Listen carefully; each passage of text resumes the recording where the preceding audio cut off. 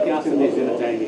जी, आज इसी उपलक्ष्य में हम कांग्रेस भवन में एकत्रित हुए हैं। महात्मा गांधी जी, जो कि केवल भारतवर्ष में नहीं पूरे विश्व में लोग जानते हैं उनकी कुर्बानियों को, उनके योगदान को, और आज उन्हीं को श्रद्धा के सुमन अर्पित करने के लिए आज हम सभी एकत्रित हुए हैं।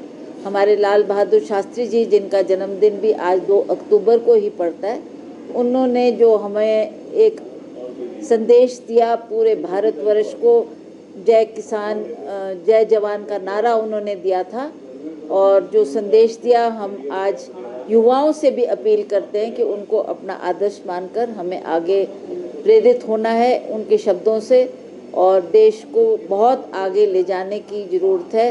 उन्हीं के पथ पे चलेंगे, उन्हीं के बताए हुए मार्ग पर हम चलकर उन ऊंचाइयों को पा सकते हैं। तो इसीलिए मेरा सभी से ये निवेदन है कि हम लोग उनको श्रद्धा के सुमन जहाँ अर्पित कर रहे हैं, वहाँ पर उनके आदर्शों का भी पालन करना हमारा कर्तव्य बनता है। हमें इसी राह पर चलने के लिए और नौजवानों को भी प्रेरित करने की आवश्यकता है। हमारे देश के राष्ट्रीय पिता और साथ ही साथ भारतवर्ष के दूसरे प्रधानमंत्री स्वर्गीय महात्मा गांधी जी और स्वर्गीय लाल बहादुर शास्त्री जी की आज जन्मतिथि है, और उनके दिखाए हुए रास्ते पर हम सबको चलना है।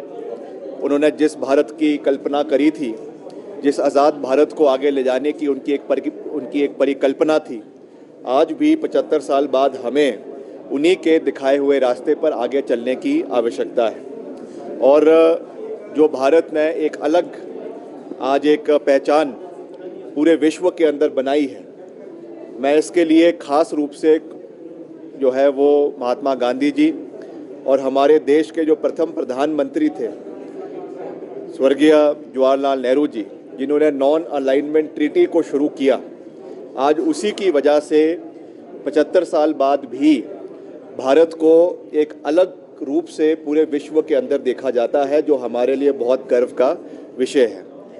ये नेता आज बेशक हमारे बीच में नहीं हैं, मगर उनके सिद्धांत, उनकी सोच, उनके तय मापदंड हमारे बीच में हैं, उनके विचार हमारे बीच में हैं। और मैं तो यही अपील प्रदेश की जनता से करना चाहूँगा कि हमें उनके दिखाए हुए रास्ते पर निरंतर आगे बढ़ता रहना है, और अपने प्रदेश को भी और अपने देश को भी आगे ले जाने की, विकास की दृष्टि से भी, मानवता की दृष्टि से भी, और हर दृष्टिकोण से आगे ले जाने की आवश्यकता है। मैं उनको अपनी ओर से फिर से श्रद्धापूर्ण उनको मैं जो है श्रद्धांजलि अर्पित करता हूं, और यही हम आज फिर से एक सौगात लेते हैं कि उनके दिखाए हुए रास्ते पर हम निरंतर आगे बढ़ते रहेंगे, और हिमाचल प्रदेश को देश की विकास के मानचित्र पे एक अलग पहचान हिमाचल प्रदेश की बनाएंगे, ये मैं पूरा विश्वास दिलाना चाहता हूँ। और फिक्र हमेशा मेरे साथ रहता है। भूषण ज्वेलर्स, अनमोल रिश्तों के लिए।